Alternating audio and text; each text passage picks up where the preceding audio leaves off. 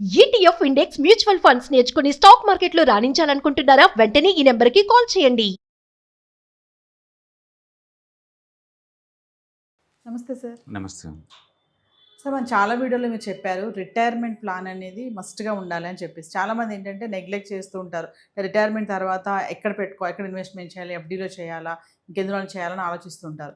అయితే మరి ఈ రిటైర్మెంట్ తర్వాత ₹1,00,00,000 కార్పస్ మనము సంపాదించుకోవాలి, మనం పెట్టుకోవాలి అని అంటే ఎలా ప్లాన్ చేసుకోవాలంటారు? యా అంటే ఫైనాన్స్ వరల్డ్లో రకరకాల ఫార్ములాస్ ఉంటాయి. మనం చెప్పాం కదా 50, 30, 20 Yes. లేకపోతే 8, 4, 3 అలాగనే 15, 15, 15 అంటారు. అంటే Okay. 15,000 అండ్ 15 ఇయర్స్ 15% చొప్పున జనరేట్ అవుతుంది అనుకోండి, అది ₹1,00,00,000 జరుగుద్ది. ఓ 15, 15, 15 15. అంటారు. అంటే నెలకు 15,000 SIP and years 15 years and rate of return expectation 15. మనం అది చేరిద్ది అనమాట దానికి ₹1,00,00,000 అలా అనుకోవచ్చు. లేదా లంప్స్ అమౌంట్ ఉందనుకోండి, ఒక 12 lakh to 15 lakh మనం ఇన్వెస్ట్ చేసామనుకోండి, ఎట్ ద రేట్ ఆఫ్ 12% లెక్క వేసుకున్నా సరే ఒక 15 ఇయర్స్ కల్లా మీకు ₹1,00,00,000 జరుగుతుంది. లేదా రోజుకి ₹100 పెట్టాం అనుకోండి, నెలకు ₹3,000 అనుకోండి, మీరు 30 ఇయర్స్ టైం ఇచ్చినా సరే మీకు అది పెరుగుతూ ఉంటుంది. మొత్తానికైతే లాంగ్ టర్మ్లో ఈక్విటీలో మన జీరో కానీ అసెట్ క్లాసులు ఏ మ్యూచువల్ ఫండ్ అయినా, ఏ ఈటీఎఫ్ అయినా, ఏ ఇండెక్స్ ఫండ్లు అయినా సరే కాంపౌండ్ వేలో పెట్టుకుంటూ పోతుంటే లాంగ్ టర్మ్లో వెల్త్ క్రియేట్ చేసుకోవచ్చు. బట్ మీరు ఇక్కడ ఆలోచించాల్సిందంటే అమౌంట్ కార్పస్ ఒకటే కాదు, కరెంట్ కండిషన్స్ ఏంటి, ఫ్యూచర్లో అన్ఫార్చునేట్లీ ఏదైనా ఈవెంట్స్ వస్తే వాటిని ఎలా హ్యాండిల్ చేసుకుంటూ ముందు పోదని చాలా ఇంపార్టెంట్ అనమాట. మీ జస్ట్ గోలే రిటైర్మెంట్ కోసమే అనుకున్నప్పుడు నెలకు 1000-2 మీరు ఇన్వెస్ట్ చేసుకుంటూ పోవచ్చు. కానీ అవతల నాలెడ్జ్ లెవెల్, అవతల రిస్క్ ప్రొఫైల్ తెలుసుకోకుండా మనం పెట్టకూడదు. ఫర్ ఎగ్జాంపుల్ ఇప్పుడు ఎన్పిఎస్ ఉంది, ప్రొవిడెంట్ ఫండ్ ఉంది, పెన్షన్ ఫండ్స్ ఉంటాయి అండ్ పోస్టల్ బేస్డ్ డిపాజిట్స్ ఉంటాయి, బ్యాంక్ డిపాజిట్స్ ఉంటాయి. వీటిల్లో పెట్టి మనం రీచ్ అవ్వచ్చు టార్గెట్ని. లేదా కొంచెం రిస్క్ తీసుకుంటాను, అప్పుడు మల్టిపుల్ అసెట్ క్లాస్లో పెట్టచ్చు. ఇంకొంచెం రిస్క్ తీసుకుంటాను, ఈక్విటీలో పెట్టచ్చు. మళ్ళీ విత్ ఇన్ ద ఈక్విటీలో కూడా మీకు large cap, mid cap, small cap, flexi cap ఇవన్నీ ఉన్నాయి. మళ్ళీ హైబ్రిడ్ బోర్డ్ అని వెరైటీస్ ఉన్నాయి. బట్ ఏదైనా సరే నాలెడ్జ్ లేకుండా మనం ఎందులో టచ్ చేయలేము.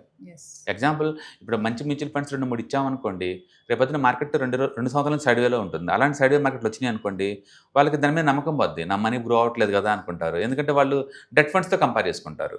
అందుకని నాలెడ్జ్ ఈజ్ ద ఫౌండేషన్ అండి. నాలెడ్జ్ లేకుండా మీరు ఏ అసెట్ క్లాస్ని కూడా అడ్వైజ్ చేయకూడదు అండ్ ఏం చేయకూడదు. అందుకని మన వెల్త్ క్రియేషన్కి ఫౌండేషన్ నాలెడ్జ్ పెంచుకోవటమే. అందుకని వెల్త్ క్రియేషన్ గురించి, వెల్త్ మెయింటెనెన్స్ గురించి, వెల్త్ ప్రొటెక్షన్ గురించి ముందు నాలెడ్జ్ పెంచుకోండి. తర్వాత ఏ అసెట్ క్లాస్లో ఎంతెంత రిస్క్ ఉంది అనలైజ్ చేసుకోండి. మీ పర్సనాలిటీ సూటబుల్ అయ్యే అసెట్ క్లాస్ని మీరు చూస్ చేసుకోండి. But long term point of లో కాంపౌండ్ వేలో ఎక్కడికైనా మీరు రీచ్ అవ్వచ్చు. 1 crore కూడా ఇప్పుడు నేను చెప్పాను కదా, మంత్లీ డైలీ ఎస్ఐపి ₹100 పెట్టి 30 ఇయర్స్లో రీచ్ అవ్వచ్చు. లేదా 15 ఇయర్స్ టైంలో 15% చొప్పున గ్రో అయ్యేలాగా 15,000 అమౌంట్ పెట్టుకుంటూ పోతున్నా మనం రీచ్ అవ్వచ్చు. లేదా లంప్స్ అమౌంట్ ఒకేసారి 10 to 15 lakh ఇన్వెస్ట్ చేసుకున్నా 15 ఇయర్స్ తర్వాత రీచ్ అవ్వచ్చు అనమాట. సో మల్టిపుల్ మెథడ్స్ ఉన్నాయి. సో బెస్ట్ ఏంటంటే మీరు ఎంతో కొంత మీ శాలరీలో వచ్చిన అమౌంట్ని 2,000, 5,000 ఇన్వెస్ట్ చేసుకుంటూ ఎవ్రీ ఇయర్ స్టెప్ అప్ 10% పెంచుకుంటూ పోతున్నాం అనుకోండి, టార్గెట్ రీచ్ అవ్వచ్చు అనమాట. ఏదైనా గోల్ ఉండాలి, గోల్ రీచ్ అవ్వడానికి మీ ఎఫర్ట్ ఉండాలి, డిసిప్లిన్ ఉండాలి. ఎవరీ కన్సిస్టెన్సీ పెట్టుకుంటూ పోతున్నాం లేదా అనేది. చాలామంది ఎండ్ రిజల్ట్ చూస్తారు కానీ బట్ ఈ 20 ఇయర్స్లో మార్కెట్ ఎన్ని మాటలు పడుతుంది, ఎన్ని మాటలు పెరుగుతుంది, ఇవన్నీ ప్రెడిక్ట్ చేయలేదు కష్టం. బట్ పడ్డప్పుడు అప్పుడే నీ డిసిప్లైన్, మీ హ్యాబిట్స్ మనకు ఐడియా అవుతుంది అనమాట. అందుకని ఓవరాల్గా మంచి ఫైనాన్షియల్ బిహేవియర్ అనుకుంటే లాంగ్ టర్మ్ వెల్త్ క్రియేషన్ అనేది చేయొచ్చు ఫ్రెండ్స్. అంటే సిప్ ద్వారా కూడా చేయాలంటే ఎలా ప్లాన్ చేసుకోవాలి? యా అదే నేను అంటుంది, మీకు ఎవ్రీ మంత్ ఒక 2,000 to 5,000 రూపీస్ ఇన్వెస్ట్ చేసుకుంటూ లాంగ్ టర్మ్ ప్లాన్ చేసుకోవచ్చు. మార్కెట్స్ ఈజీగా డౌన్ అవుతాయి. మార్కెట్ ఎవ్రీ ఇయర్ యావరేజ్ మీద 50% డౌన్ అవుతుంది. సో మీరు ఈక్విటీలో ఇన్వెస్ట్ చేస్తున్నారు అంటే ఒక 15 to 20% డౌన్ అవుతుంది. ఆ డౌన్ అయినప్పుడు కూడా నేను కంటిన్యూ చేస్తానని కమిట్మెంట్ కనుకుంటే మనం ఈక్విటీ కంటిన్యూ చేసుకోవచ్చు. అండ్ రీజనబుల్ ఎక్స్పెక్టేషన్ 12 to 15% అలా పెట్టుకోవచ్చు. కాబట్టి 20-30 ఇయర్స్లో మనం చేసుకోవచ్చు. మీరు ఎస్ఐపి క్యాలిక్యులేటర్ చూసుకోండి. రెండోది, అమౌంట్ ఎప్పుడు 5 కోట్లు 10 కోట్లు ఎంతైనా సరే ఇప్పుడు నుంచి చూస్తే పెద్ద అమౌంట్లా కనపడుద్ది కానీ అప్పుడుకి వస్తే అంత కనపడదు. ఎగ్జాంపుల్ ఒక 30 years బ్యాక్ మనం చూసామనుకోండి, హైదరాబాద్లో ₹1,00,000 ఇల్లు అమ్మేవాళ్ళు. నమ్ముతాం అట్లా అంటే? మనకు నమ్ముది కాదు. ఎందుకంటే ఇప్పుడు ఇల్లు అంటే 50 లక్షల నుంచి ₹1 కోటి అమ్ముతున్న హైదరాబాద్లో జస్ట్ 20-25 years బ్యాక్ అనేది ₹1,00,000కే అమ్మేవాళ్ళు.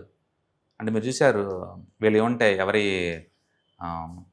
ప్రణయ్ హౌసింగ్ ఒకటి అండ్ ఇంకా వేరే ఉంటాయి హైదరాబాద్లో పాపులర్ వాళ్ళు, ప్రజయ్ ఇంజనీరింగ్ వాళ్ళు అండ్ ₹1,00,000కే వాళ్ళు ఇల్లు అమ్మేవాళ్ళు అప్పట్లో.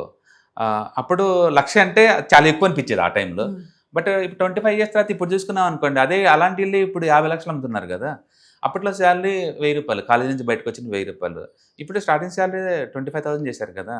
దాని మీనింగ్ ఏంటంటే ఇన్ఫ్లేషన్ మనం అనుకున్న దానికంటే ఎక్కువ స్పీడ్ పెరుగుతుంది, ఏం మిగలటలేదు. అప్పట్లో 1000 రూపాయలు వచ్చిన అంతే ఉంది, ఇప్పుడు 25,000 ఇంతే ఉందన్నమాట. అందుకని లివింగ్ కాస్ట్ చాలా ఫాస్ట్గా పెరుగుతూ ఉంటుంది. కాబట్టి రిటైర్మెంట్ కల్లా 1 crore చాలదు, ఇప్పుడు చూసినట్టు అప్పుడు ఉండదన్నమాట. అందుకని బెస్ట్ ఏంటంటే ఎక్కువ మొత్తం పెట్టుకోవడానికి ప్లాన్ చేసుకోండి, మేబీ 5 crore 10 crore అట్లా. అండ్ ఇప్పుడు నెలకు ఒక 20,000 ఖర్చు అవుతుంది అనుకోండి, అప్పటికల్లా నీకు 1,00,000 అవుతాయి ఖర్చులు. అందుకని ఇప్పుడు 20,000కి ఎలా ఖర్చు ఉందో దానికి 1,00,000 రూపాయలు వచ్చేలాగా ప్లాన్ చేసుకోండి. అందుకని లివింగ్ కాస్ట్ని బట్టి మీరు ప్లాన్ చేసుకోవాలి రిటైర్మెంట్, ఎగ్జాక్ట్ 1 crore అని కాదు. ఏదైనా సరే నాలెడ్జ్ ఇంపార్టెంట్, అంటే ఫైనాన్స్ రిసోర్స్ ఇంపార్టెంట్, ఎలా కాంపౌండ్ చేస్తున్నాం ఇంపార్టెంట్. అప్పుడప్పుడు రీబ్యాలెన్సింగ్ చేయడం ద్వారా, రివ్యూ చేసుకోవడం ద్వారా మన టార్గెట్కి ప్రాపర్గా రీచ్ అవుతున్నా లేదో మనకు ఐడియా జనరేట్ అవుతుంది.